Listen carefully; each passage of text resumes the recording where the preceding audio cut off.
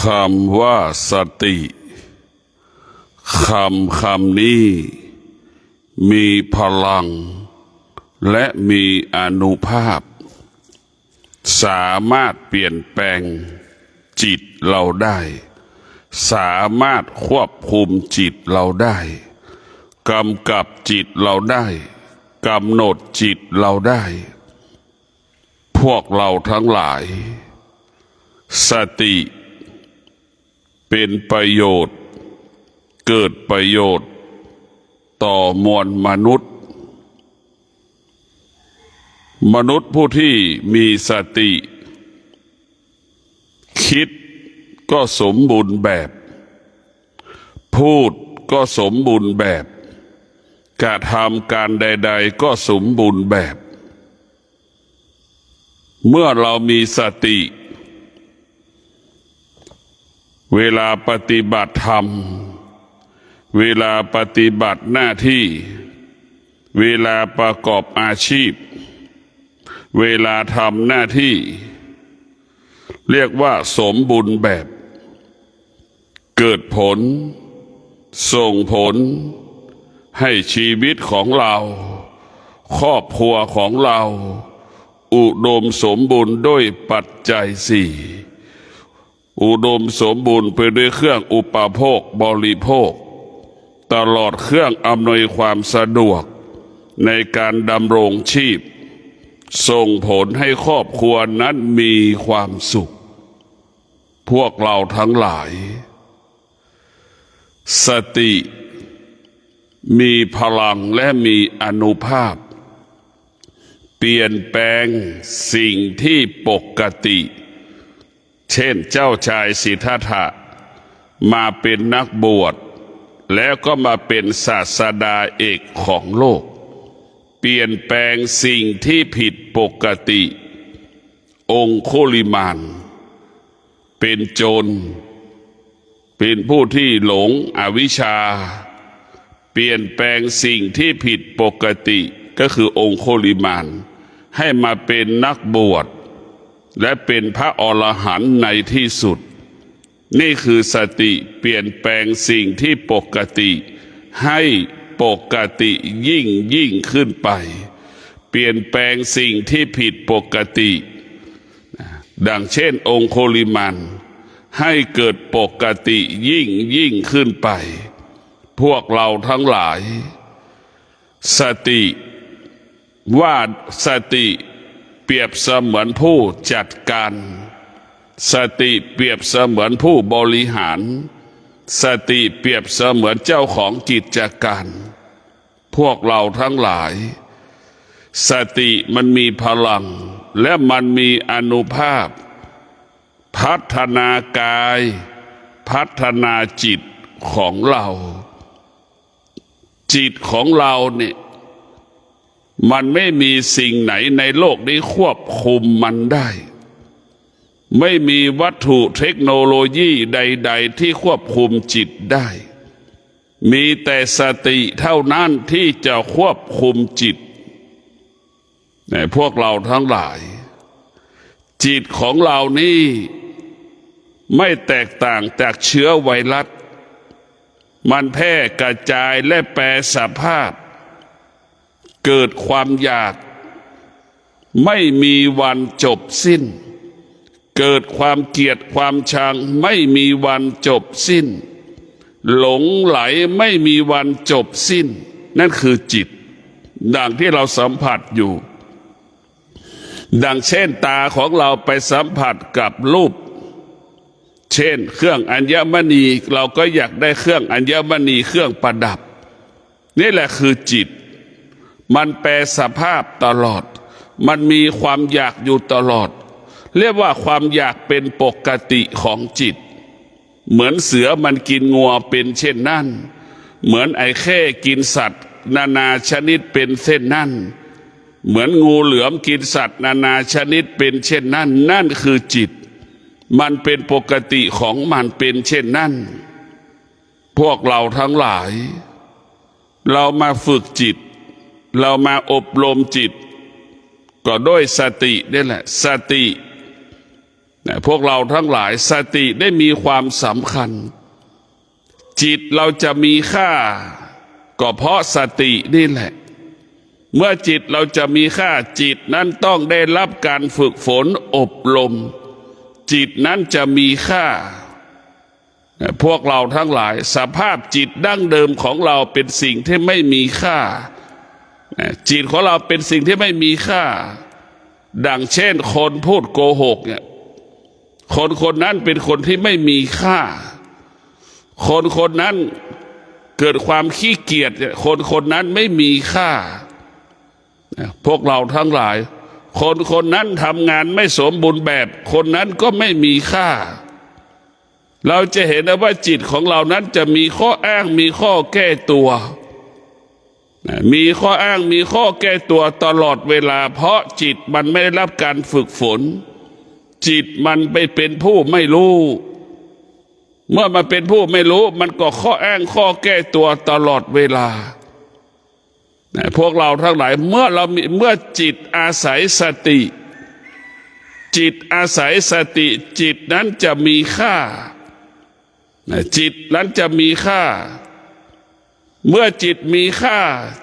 อยู่ณที่ใดก็มีคนต้อนรับไปณที่ใดคนก็ต้อนรับ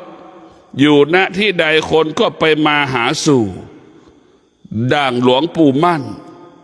ถึงแม้จะมรณภาพละสังขารไปแล้วทุกคนก็ยังต้อนรับคำว่าหลวงปู่มั่นเชื่อมั่นว่าหลวงปู่เป็นผู้บรรลุธรรมเชื่อมั่นว่าเดินตามรอยหลวงปู่มั่นแล้วเราจะได้พบธรรมเห็นธรรม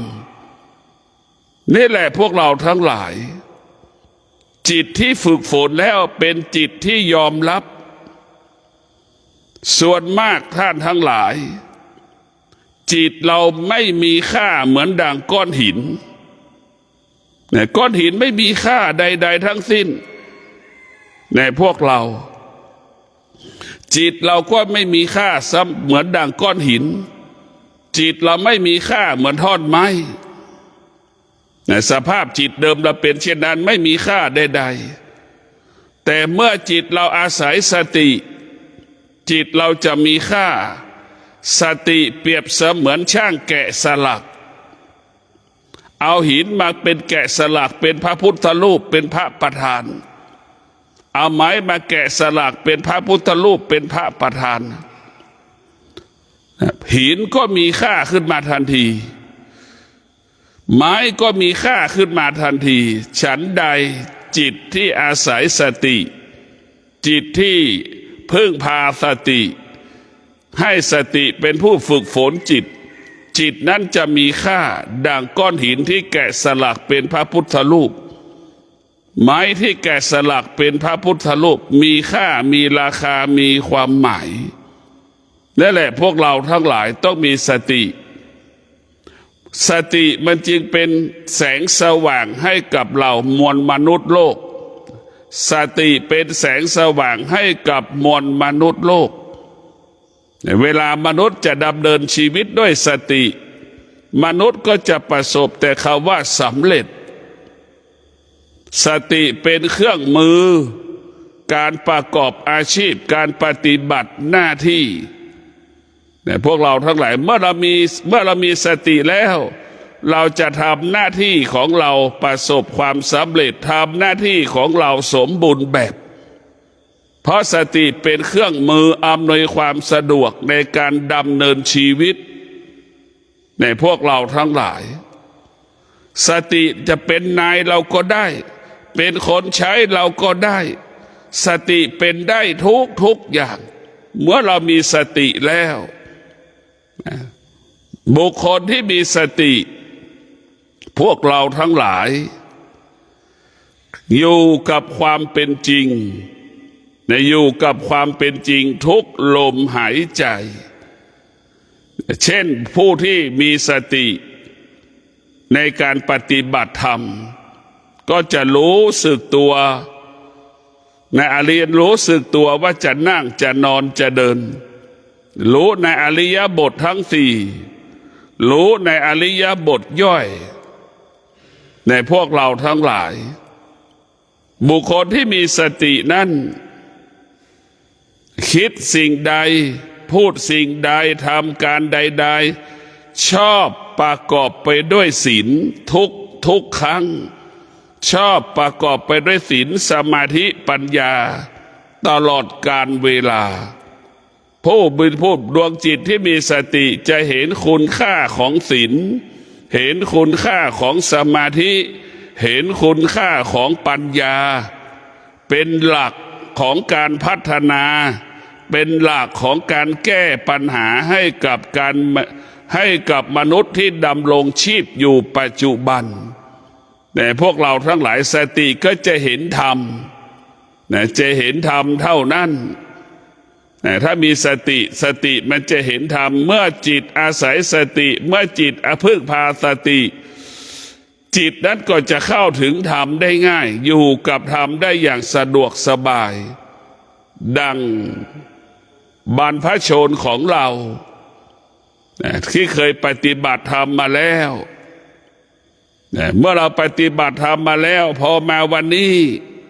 เรามาปฏิบัติธรรมอีกเราก็นั่งสมาธิง่ายสะดวกเพราะเราเคยฝึกมาแล้วนี่แหละคือฝึกจิตมันก็รู้ว่าการนั่งสมาธิรู้วิธีการนั่งสมาธิรู้รูปแบบของการนั่งสมาธิรู้รูปแบบการนั่งสมาธิจึงฝากให้เราได้ปฏิบัติสตินี่สำคัญที่สุดเราจะเห็นได้ว่าบุคคลที่มีสติเนี่ยจึงเป็นผู้ที่ร่ำรวยที่สุด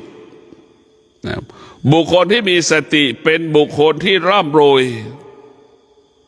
มีคนที่ร่ำรวยมากมีทรัพย์มากเพราะนั้นสติเป็นต้นกำเนิด สติเป็นต้นกำเนิดทรัพย์สมบัติ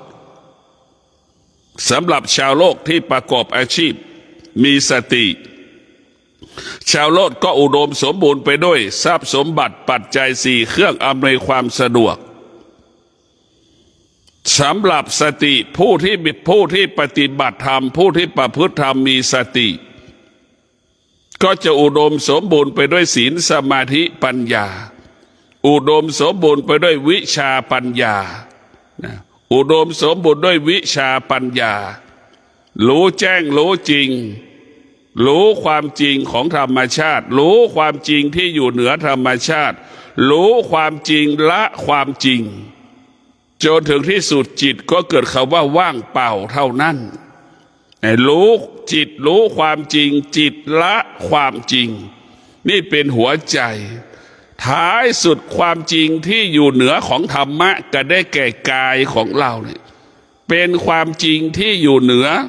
ธรรมะทั้งสิ้นก็คือกายกับจิตกายของเราเนี่ยมันเป็นต้นกำเนิดของธรรมถ้าไม่มีกายไม่มีธรรมไม่มีจิตไม่มีธรรมถ้าไม่มีกายไม่มีจิตเราจะไม่เป็นคนเมื่อไม่เป็นคนมันก็ไม่สามารถรู้ธรรมเห็นธรรมเข้าถึงธรรมได้แต่พวกเราทั้งหลายทำไมคนกับสัตว์ถึงแตกต่างกันทำไมมนุษย์กับสัตว์มันถึงแตกต่างกันสัตว์มันไม่สามารถบรรลุธรรมเห็นธรรมได้แต่มนุษย์สามารถบรรลุธรรมเห็นธรรมเข้าถึงธรรมได้แสวงหาธรรมได้นี่แหละคือธรรมะนั้นมันเป็นของมนุษย์แต่พวกเราทั้งหลายธรรมะมันเป็นของมนุษย์ธรรมะนี่เป็นประโยชน์สำหรับมนุษย์เรียกว่าธรรมะมันเป็นสมบัติของมนุษย์ไม่ต้องเรียกมันมามันก็อยู่ในกายของเราหมดเราไม่ต้องใช้มันไปมันก็ไม่ไปเพราะมันอยู่ในร่างกายของเราเราไม่ต้อนรับมันก็ไม่ต้อนรับเราธรรมะเราต้อนรับมันเมื่อไหร่มันก็ต้อนรับเราเมื่อนั้นในพวกเราทั้งหลายสติโดยเฉพาะสติธรรมะภาคปฏิบัติมาให้เรารู้เรื่องกายกับรู้เรื่องจิตทั้งกายทั้งจิตเป็นสิ่งที่เปลี่ยนแปลงและแปรสภาพตลอดเวลา ในท่านทั้งหลายกายกับจิตเป็นสิ่งที่แปรสภาพและเปลี่ยนแปลงโดยเฉพาะกายเนี่ยมันเปลี่ยนแปลงทุกลมหายใจ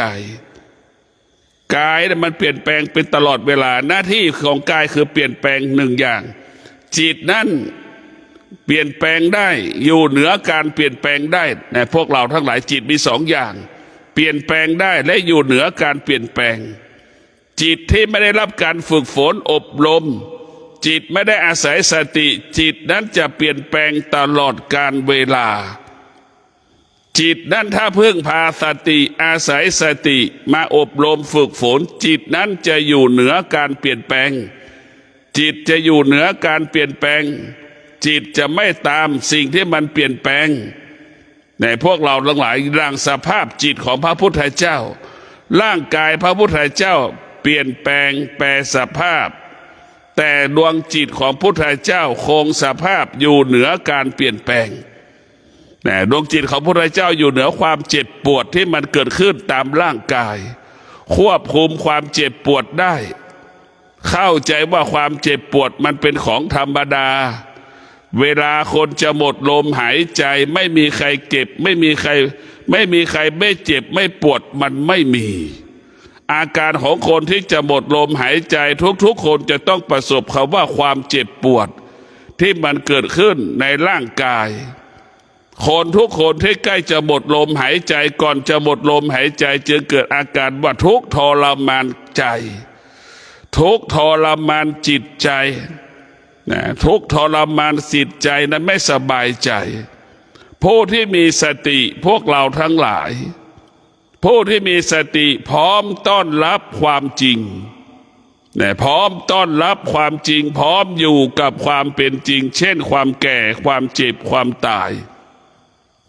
ผู้ที่มีสติจะอยู่กับความเป็นจริงก็คืออยู่กับความแก่ความเจ็บความตายแล้วก็สามารถควบคุมจิต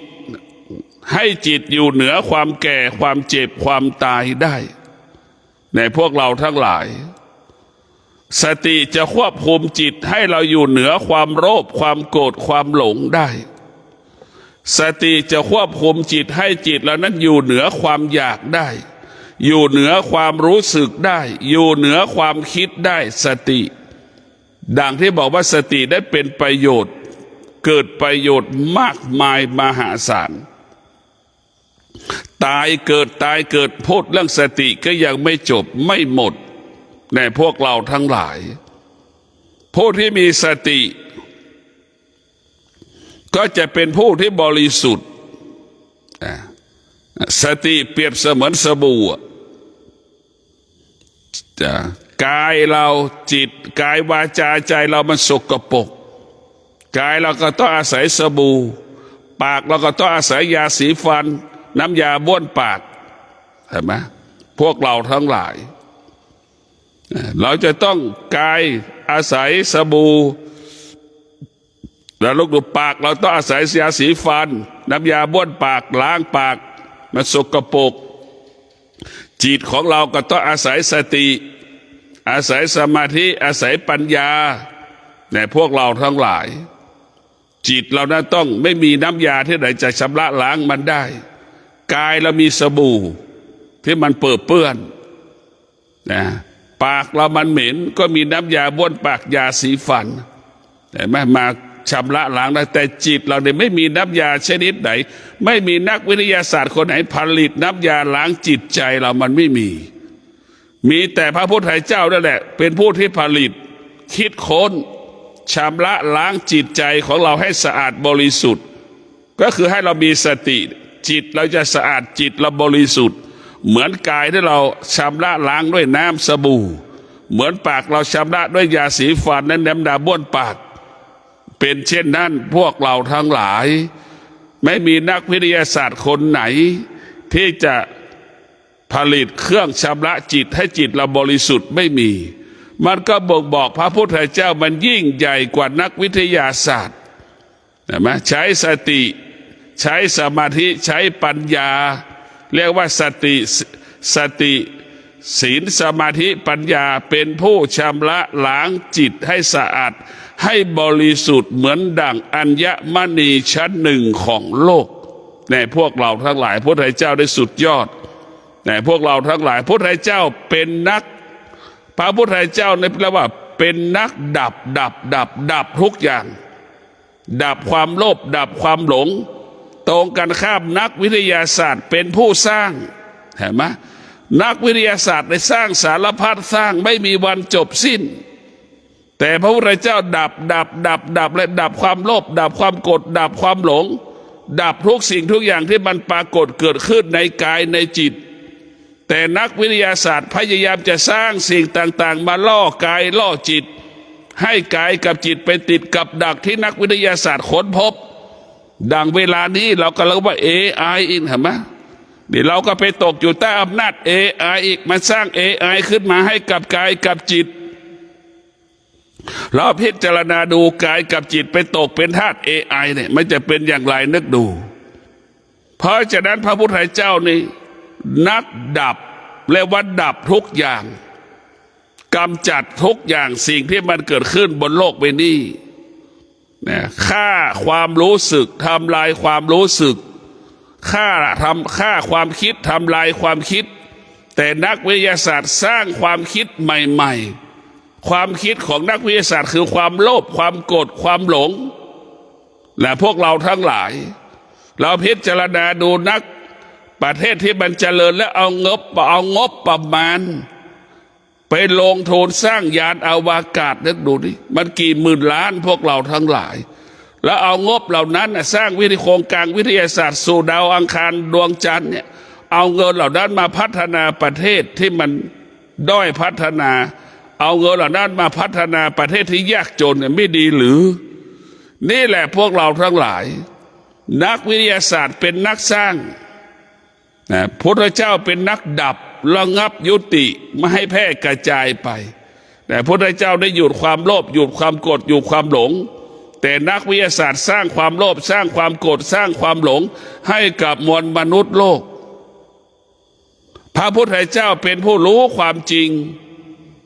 ดังคำว่าสติเราให้รู้ความจริงสติปัญญาวิชาสติวิชาปัญญาให้เรารู้แจ้งซึ่งความจริงไม่มีใครเกิดแล้วไม่แก่ไม่เจ็บไม่ตายไม่มีจะไปหาหมอเราเกิดมาแล้วเราป่วยจะไปหาหมอไม่ไปหาหมอเราก็ป่วยเราจะรักษาเราจะไปรักษาหาที่หมอไม่รักษาที่หมอเราก็แก่เราก็เจ็บเราก็ตายมันจะเข้าใจความจริงแบบนี้อย่างนี้นี่แหละพระพุทธเจ้าจึงเป็นผู้รู้ความจริงผู้ที่มีสติและจะอยู่กับความเป็นจริงไม่หลงก็มีลูกจำนวนมากที่หลงเวลาพ่อแม่ป่วยกระทุ่มสุดตัวเพื่อจะซื้อชีวิตแม่บ้านกี่หลังก็เอาไปจำนำขายหมดผืนนามีกี่ไร่กี่วาก็เอาไปขายหมดเพื่อจะเอาเงินมารักษาพ่อแม่อันนี้หลักเรียกว่าหลงความแก่หลงความเจ็บหลงความตายจึงทำลายชีวิตทำลายครอบครัวทำลายทุกสิ่งทุกอย่างมันไม่มีสิ่งใดละที่ซื้อชีวิตเราได้มีแต่สติเท่านั้นสตินั่นแหละคือหมอวิเศษที่สุดนะพวกเราทั้งหลายสตินั่นแหละคือหมอเรามีสติเมื่อไหร่เท่ากับมีหมออยู่กับเราทุกลมหายใจถ้าเราขาดสติเมื่อไหร่ถ้าเราก็ไม่มีหมอเรามีสติเราจะรู้จักว่าเราจะกินอาหารชนิดใดกินแล้วเกิดประโยชน์กินแล้วไม่มีโทษต่อร่างกายของเราเราเป็นโรคชนิดนี้เราจะกินอาหารชนิดใดที่มันเกิดประโยชน์ต่อโลกนี้เรารู้แล้วว่ากินอาหารชนิดนี้มันเป็นโทษต่อโลกที่มันอยู่ในร่างกายของเราเราก็จะงดการกินอาหารชนิดนั้นอาหารชนิดใดที่มันเกิดประโยชน์ต่อโลกสุขภาพเราก็จะกินอาหารชนิดนั้นเรียกว่าผู้ที่มีสติกินตามความเป็นจริงไม่ได้กินด้วยความคิด คนส่วนมากกินด้วยความคิดนะพวกเราทั้งหลายกินด้วยความคิดคือความโลภคือความอยาก 90% เราแก่เพราะเรากินเราเจ็บเพราะเรากินเราตายเพราะเรากิน เรียกว่าเราแก่เจ็บตายก่อนเวลากำหนดเพราะเรากินทั้งสิ้นตั้งแต่เกิดเกิดแก่เจ็บตายเนี่ยก่อนเวลากำหนดเพราะความอยากอันเป็นกิเลสตัณหาราคะอันเป็นความอยากที่มันปรากฏขึ้นที่จิตเราไอ้ความอยากเหล่านี้แหละจึงทำให้เราเกิดก่อนเวลากำหนดทำให้เราแก่ก่อนเวลากำหนดทำให้เราเจ็บก่อนเวลากำหนดทำให้เราตายก่อนเวลากำหนดเนี่ยพวกเราทั้งหลายพระพุทธเจ้าพระพุทธเจ้านั้นพุทธเจ้าทั้งหลายจึงให้เราพิจารณาให้เรามีสติเนี่ยมากินให้เป็นประโยชน์ต่อโลกนั้นกินอาหารไม่มากไม่น้อยให้รู้จักพอประมาณในการกินแล้วให้เกิดกำลังมีชีวิตอยู่ได้นี่แหละพวกเราทั้งหลายเราพิจารณาดูผู้ที่มีสตินะสตินี่จะทำให้เรารู้จักตนเองนะสามีมีสติสามีจะเข้าบ้านตรงต่อเวลาพวกเราทั้งหลายสามีขาดสติสามีนั้นจะเข้าบ้านไม่ตรงต่อเวลาดังสามีที่ขาดสติตอนเย็นเมื่อวานนี้ออกจากที่ทำงานก็ไปกินเที่ยวเล่นต่อวันป่านนี้ยังไม่เข้าบ้านเนี่ยพิจารณาดูว่าขาดสติลืมลูกลืมเมียลืมพ่อลืมแม่นั่นคือคนขาดสติคนขาดสติก็คือทำลายความรู้สึกของพ่อของแม่ทำลายความรู้สึกผู้เป็นลูกทำลายความรู้สึกให้กับผู้เป็นภรรยาของตนเองเรียกว่าขาดสติคือจะทำลายทั้งหมดคนที่ขาดสติไม่แตกต่างจากไม่แตกต่างจากไฟที่มันเผานะมั้ยไฟที่มันเผาเชื้อขยะเหมือนไฟที่มันเผากองขยะเหมือนเชื้อเพลิงที่มันเผาหญ้าต่างๆนั่นแหละมันเผาเนี่ยเห็นไหมคนที่ขาดสติเปรียบเสมือนไฟญาติพี่น้องก็เหมือนฟางเหมือนขยะที่ถูกไฟมันเผาเพราะสามีก็ดีลูกของเราก็ดียังไม่ยอมเข้าบ้านอย่างเงี้ยพวกเราทั้งหลายกลับไปดูนี่ไก่เนี่ยใครใช้มันตื่นบ้างพวกเราทั้งหลายไก่ได้มีคนไหนเลี้ยงไก่และใช้ไก่มันตื่นมีไหมไม่มีเรานึกพิจารณาไก่เนี่ยมันตื่นตรงต่อเวลาแต่ทำไมลูกของเราเนี่ยเรียกทุกวันพิจารณาดูนี่มันขาดสติมันไม่รู้เมื่อมันขาดสติมันไม่รู้สึกตัวว่ามันจะต้องตื่นกี่โมงเมื่อมันขาดสติแล้วมันก็ไม่รู้สึกตัวมันจึงสร้างภาระสร้างปัญหาให้กับแม่สร้างบาปกรรมให้กับแม่ดังลูกจำนวนมากแม่เรียกตื่นทุกวัน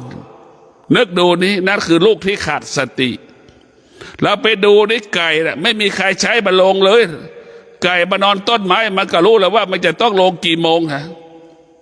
ไก่มานอนในเล้ามันก็รู้เลยว่ามันจะต้องออกจากเล้าไปกินอาหารกี่โมงไก่มาหน้าที่ขันมันจะต้องขันเวลาตรงเป๊ะเป๊ะเป๊ะแปลกไหมพวกเราทั้งหลายทำไมสัตว์มันยังรู้จักตนเองล่ะรู้จักเวลากินรู้จักเวลานอนนะสัตว์บางชนิดพวกเราทั้งหลายถึงเวลาเย็นแล้วมันจะเข้าคอกงัวควายเห็นไหมถึงเวลาเย็นแล้วมันจะเข้าคอกทันทีเพียงแต่เจ้าของเลี้ยงวัวเลี้ยงควายไปต้อนมันก็รู้แล้วว่ามันจะต้องเข้าคอกแต่ทำไมคนเนี่ยเห็นไหมทำไมคนทำงานแล้วไม่เข้าบ้านทำงานแล้วไม่ยอมเข้าบ้านไปกินเที่ยวเล่นต่ออย่างนี้มันถูกต้องชอบทำไหมทำไมลูกเราต้องเรียกตื่นทุกวันทุกวันทำไมไก่เราไม่เรียกมันตื่นล่ะพวกเราพิจารณาดูมันแตกต่างกันยังไงไก่เนี่ยทำลูกคนไหนได้เป็นทำลูกแม่คนไหนได้ลูกเหมือนไก่เนี่ยแม่ก็จะมีความสุขไม่ต้องเรียกให้ลูกตื่นทุกวันเรียกตื่นลูกเรียกแม่เรียกลูกตื่นทุกวันแม่ก็หงุดหงิดทุกวันลูกก็หงุดหงิดทุกวันแม่ลูกก็กลายเป็นคนที่เบื่อแม่แม่ก็กลายเป็นคนที่เบื่อลูกเห็นไหมเพราะแม่เรียกทุกวันลูกก็ไม่พอใจเห็นไหมพวกเราแม่ไปเรียกทุกวันลูกทุกวันเพราะแม่ก็หงุดหงิดทำไมลูกไม่รู้จักตื่น ไม่รู้จักเวลาที่จะไปเรียนหนังสืออย่างนี้ไม่รู้จักเวลาที่จะไปทำงานอย่างนี้แต่พวกเราทั้งหลายถ้ามีสติเราก็จะจัดการบริหารตนเองได้ถ้าเราขาดสติเราก็สร้างภาระสร้างปัญหาให้กับบุคคลรอบตัวเราเช่นลูกขาดสติตื่นสายแม่ต้องเรียกตื่นทุกเช้าทุกเช้าทุกเช้าเห็นไหมนี่แหละคือลูกที่ขาดสติจะเป็นอย่างนี้ลูกที่มีสติตื่นนอนก่อนพ่อก่อนแม่ลูกที่มีสติตื่นนอนก่อนพ่อก่อนแม่ทำหน้าที่เก็บกวาดล้างเช็ดถูบ้านเรือนนี่แหละลูกที่มีสติก็จะเป็นเช่นนั้นนะพวกเราทั้งหลายลูกที่มีสติจะทำหน้าที่ได้สมบูรณ์แบบลูกที่มีสติจะดำรงตนทำหน้าที่ของตนเหมือนลูกจ้างเห็นไหมลูกที่มีสติทำตัวเหมือนลูกจ้างปฏิบัติหน้าที่เหมือนลูกจ้างทำทุกอย่างให้กับพ่อกับแม่พ่อแม่ตื่นมาแล้วแต่พ่อแม่ตื่นมาแล้วเห็นลูกเก็บกวาดทำความสะอาดน้ำร้อนมีกระน้ำกาแฟอยู่บนโต๊ะเห็นไหมนี่แหละลูกที่มีสติดำรงตนเป็นลูกจ้างลูกที่ขาดสติทำดำรงตนเป็นนายจ้างของพ่อของแม่เห็นไหมนี่แหละลูกที่ขาดสตินั้นสำคัญในพวกเราทั้งหลายทำลายพ่อทำลายแม่ในลูกที่ขาดสติทำตัวเป็นนายจ้างลูกที่ขาดสติทำให้แม่เป็นลูกจ้างเห็นไหมแม่ส่วนมากก็เป็นลูกจ้างหมดเพราะแม่ขาดสติแม่ขาดสติแม่ก็เป็นลูกจ้างของลูกถ้าแม่มีสติแม่ก็จะเป็นนายจ้างของลูกเป้าหมายวัตถุประสงค์แม่ก็คืออยากให้ลูกดำรงตนด้วยตัวเราเองแม่ถึงจะมีความสุขนี่พวกเราทั้งหลายแม่กลายเป็นลูกจ้างของลูกและลูกจะทำอะไรเป็นล่ะพวกเราทั้งหลายพิจารณาดูลูกของเราเนี่ยเวลาอยู่กับเราเห็นไหมมันกลายเป็นนายจ้างเราพอมันออกบ้านไปมันไปเป็นลูกจ้างของเพื่อนมันเห็นไหมเนี่ยลูกที่มันโง่เป็นอย่างนี้อยู่บ้านเป็นนายจ้างเวลาออกบ้านกลายเป็นลูกจ้างของเพื่อนของคนอื่นๆเนี่ยนี่มันคือเราพิจารณาดูมันถูกต้องชอบธรรมไหมนี่แหละคือเราแตกต่างลูกที่มันมีปัญญาเนี่ยลูกมันมีสติมีปัญญามันจะเป็นลูกจ้างของพ่อของแม่ออกบ้านไปแล้วมันจะเป็นนายจ้างของคนมันจะไม่ยอมใครมันจะเป็นยอมแค่แม่เท่านั้นแต่พวกเราต้องมีสติพิจารณาเรียกว่าผู้ที่มีสติคำว่าอุดมสมบูรณ์นี่เกิดขึ้นในพวกเราทั้งหลายสติจึงทำให้เกิดคำว่าอุดมสมบูรณ์เรามีสติมีกินมีใช้เหลือกินเหลือใช้ดังพ่อแม่มีสติมีปัญญาพอฤดูร้อนปรากฏพ่อกับแม่ก็จะรู้ดีว่าเราจะทำอาชีพอะไรในฤดูร้อนประกอบอาชีพในฤดูร้อนจะดำรงตนอย่างไรในฤดูร้อนจะปฏิบัติตนอย่างไรในฤดูร้อนนี่แหละทำให้เราอุดมสมบูรณ์ในฤดู3ฤดูพอฤดูฝนอีกผู้เป็นพ่อเป็นแม่ก็รู้อีกว่าเราจะดำรงตนทำอาชีพประกอบอาชีพอะไรในฤดูฝนที่จะเกิดประโยชน์เป็นประโยชน์ต่อครอบครัวของเราฤดูร้อนก็เกิดประโยชน์ต่อครอบครัวของเราฤดูฝนก็เกิดประโยชน์ต่อครอบครัวของเราฤดูหนาวก็เกิดประโยชน์ต่อครอบครัวของเราเพราะเรารู้ว่าฤดูร้อนฤดูหนาวเราจะปลูกพืชชนิดใดประกอบอาชีพใดที่จะตอบโจทย์เราได้นี่แหละผู้ที่มีสตินะฤดูร้อนฤดูหนาวฤดูฝนนี่เกิดประโยชน์เป็นประโยชน์ต่อผู้ที่มีสติโซนตรงกันข้ามคนที่ขาดสติฤดูร้อนก็ไม่เป็นประโยชน์กับเป็นโทษฤดูหนาวก็เป็นโทษฤดูฝนก็เป็นโทษเห็นไหมตรงกันข้ามคนที่มีสติฤดูร้อนฤดูหนาวฤดูฝนเป็นประโยชน์สำหรับผู้ที่มีสติตรงกันข้ามคนขาดสติฤดูร้อนฤดูหนาวฤดูฝนเป็นโทษเป็นพิษต่อคนนี่แหละคือต่างกันแหละคนขาดสติกับคนที่มีสติพวกเราต้องพิจารณาว่าสติมันสำคัญขนาดไหน นะทุกคนที่มีสติเนี่ยเรียกว่าเข้าบ้านออกบ้านตรงต่อเวลาคนที่มีสติเช่นสามีมีสติจะออกนอกบ้านก็บอกให้กับภรรยาตนเองแล้วก็บอกว่าจะเข้าบ้านกี่โมงก็รู้ว่าจะเข้าบ้านกี่โมงคนที่มีสติจะสร้างสรรค์ชีวิตและครอบครัวภรรยามีสติก็บอกให้กับสามีจะออกบ้านแล้วก็จะเข้าบ้านกี่โมงก็บอกให้กับสามีนี่แหละคือสามีภรรยาที่มีสติจะสร้างสรรค์ท้ายสุดก็เป็นสร้างความไว้ใจเชื่อใจซึ่งกันและกันออกแล้วก็เข้าก็ตรงต่อเวลานี่แหละคือคนที่มีสติเป็นที่ไว้ใจเชื่อใจไอ้คนที่ขาดสติบอกว่าออกบ้านบอกภรรยาแต่เข้าบ้านไม่ตรงต่อเวลาเห็นไหมนี่แหละเข้าบ้านไม่ตรงต่อเวลาจึงทำลายความเชื่อถือทำลายเชื่อถือซึ่งกันและกันไม่น่าไว้ใจเห็นไหมนี่แหละพวกเราพิจารณาดูขาดสติทำลายความมั่นคงพวกเราทั้งหลายคำว่าสตินี่แหละจะกำเนิดคำว่ามั่นคงคำว่าสตินี่แหละจะเกิดคำว่าปลอดภัยคำว่าสตินี่แหละเกิดเป็นก่อการกำเนิดคำว่ายั่งยืนคำว่าสตินี่แหละจะทำให้จิตใจเราเบิกบานผ่องใสด้วยสติและพวกเราทั้งหลายจิตใจของเราเบิกบานผ่องใสด้วยสตินี่แหละจึงเป็นทำให้เรานั้นคงสภาพเดิมคงสภาพเดิมตลอดคงสภาพเดิมคิดสิ่งใดพูดสิ่งใดทำการใดๆชอบประกอบไปด้วยศีลสมาธิปัญญาทุกครั้งทุกลมหายใจนี่คืออานุภาพของสติแต่พวกเราทั้งหลายมีสติจึงมีกินมีสติจึงเหลือกินมีสติมีเก็บมีสติเหลือเก็บมีสติเหลือออมมีสติเหลือแบ่งปันในพวกเราทั้งหลายมีสติจะทำให้เรามีทรัพย์มีสมบัติดั่งเศรษฐีดั่งผู้มีอันจะกินพอมีทรัพย์มีสมบัติก็รู้ว่าเรามีทรัพย์มีสมบัติพอจะแบ่งปันให้กับบุคคลที่ลำบากยากจนได้นี่แหละคืออานุภาพของคนที่มีสติคนที่มีสติก็คือเป็นผู้ที่เสียสละทรัพย์สมบัติที่มีอยู่มอบให้กับผู้ที่ด้อยเป็นผู้ที่ด้อยโอกาสผู้ที่ขาดโอกาสผู้ที่ยากจนผู้ที่เจ็บป่วยนี่แหละคนที่มีสติจะเห็นความสำคัญของผู้ที่ตกทุกข์ได้ยากลำบากในพวกเราทั้งหลายมีสติอยู่แบบนี้อย่างนี้ชีวิตของเรานั้นต้องพึ่งพาธรรมะ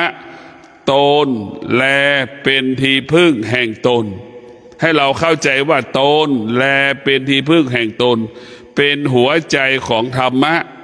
ไม่สร้างภาระไม่สร้างปัญหาให้กับบุคคลใดๆแต่ธรรมะจึงมีอานุภาพธรรมะนั้นจึงมีพลังธรรมะนั้นจึงเกิดผลเห็นผลได้ชัดเจนจึงอยากให้พวกเรานั้นใช้สติในการดำเนินชีวิตใช้สติมาควบคุมชีวิตใช้สติมากำกับชีวิตถ้าเราต้องการความสุขเราต้องมีสติถ้าเราต้องการความสงบเราต้องมีสติเราต้องการความหลุดพ้นจากความทุกข์เราต้องมีสติเราต้องการเพิ่มความสุขต้องมีสติสติจะรักษาความสุขสติจะกำจัดความทุกข์ในพวกเราทั้งหลายสติเหมือนตำรวจกำจัดสิ่งที่ไม่ดีมอบความดีงามให้กับประชาชนนะพวกเราทั้งหลายสติจะกำจัดความทุกข์สติจะมอบความสุขให้กับเหล่ามนุษย์มีแค่นี้แหละพวกเราให้เข้าใจเมื่อเรามีสติมากเรามีกำลังสติมากมันจะทำให้เราเกิดความสงบสุขได้เราเห็นว่าบุคคลที่มีสตินั่นเป็นผู้ที่สำรวมกายวาจาใจของเราในพวกเราทั้งหลายผู้ที่มีสติสำรวมกายวาจาใจของเราในสำรวมกายวาจาใจให้เราได้อยู่ในเงื่อนไขของศีลสมาธิปัญญาตลอดเวลาในพวกเราทั้งหลาย ได้พิจารณาว่าสตินี้เป็นหลักให้กับจิตนะสติเป็นหลักให้กับจิตนะเมื่อสติเป็นหลักให้กับจิตจิตอาศัยสติจิตนั้นจึงมีหลักคิดดีพูดดีทำดีประกอบชอบด้วยศีลสมาธิปัญญาจึงเกิดคำว่าคิดดีพูดดีทำดีต้องประกอบไปด้วยศีลสมาธิปัญญาจึงเกิดคำว่าความสุขจึงเกิดคำว่าเจริญรุ่งเรืองงอกงามจึงเกิดคำว่าความสงบสุขท่านทั้งหลายสติจึงทำให้เรามีทรัพย์มีสมบัติสติจึงทำให้เรารักษาทรัพย์สมบัติที่เราหามาได้สติจึงทำให้เรานั้นใช้ทรัพย์สมบัติให้เป็นประโยชน์เกิดประโยชน์สูงสุดต่อการดำเนินชีวิตของเรานี่แหละคืออานุภาพของสตินั้นมันมีพลังและมันมีอานุภาพมากมายมหาศาลผู้ที่มีสติก็เป็นผู้ที่มีความมั่นคงเป็นอมตะตาก็มั่นคงหูก็มั่นคงจมูกก็มั่นคงลิ้นก็มั่นคงกายก็มั่นคงจิตเราก็มั่นคงเป็นอมตะแล้วว่าสติจะทำให้เกิดคำว่ามั่นคงขอความสุขสวัสดีจงเกิดแก่ท่านทั้งหลายขอให้ท่านทั้งหลายได้มีสติอดทนอยู่กับปัญหาเหตุการณ์ต่างๆให้ได้มีสติท่านทั้งหลายมีสติจงรับรู้ว่าสิ่งที่เรารู้มันแปรสภาพตลอดเวลาจงรับรู้ว่าสิ่งที่เรารู้ว่ามันทุกข์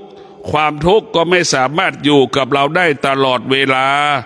เรียกว่าความสุขความทุกข์ปัญหาอุปสรรคไม่สามารถคงสภาพเดิมได้ถ้าเราเข้าใจเช่นนี้เราไม่ต้องไปยึดติดคำว่าความทุกข์เราไม่ต้องไปยึดติดในคำว่าความสุขเราไม่ต้องไปยึดติดในความโลภความโกรธความหลงสิ่งเหล่านี้มันคงสภาพเดิมไม่ได้มันเปลี่ยนแปลงแปรสภาพไปตลอดเวลามีสติเท่านั้นที่จะทำให้เราสงบสุขเป็นอมตะมีสติเท่านั้นจะทำให้เรามีกินมีใช้เหลือกินเหลือใช้เพราะสตินี่แหละจะทำให้ชีวิตครอบครัวอบอุ่นและมีความสุขด้วยสติเท่านั้นขอเจริญพร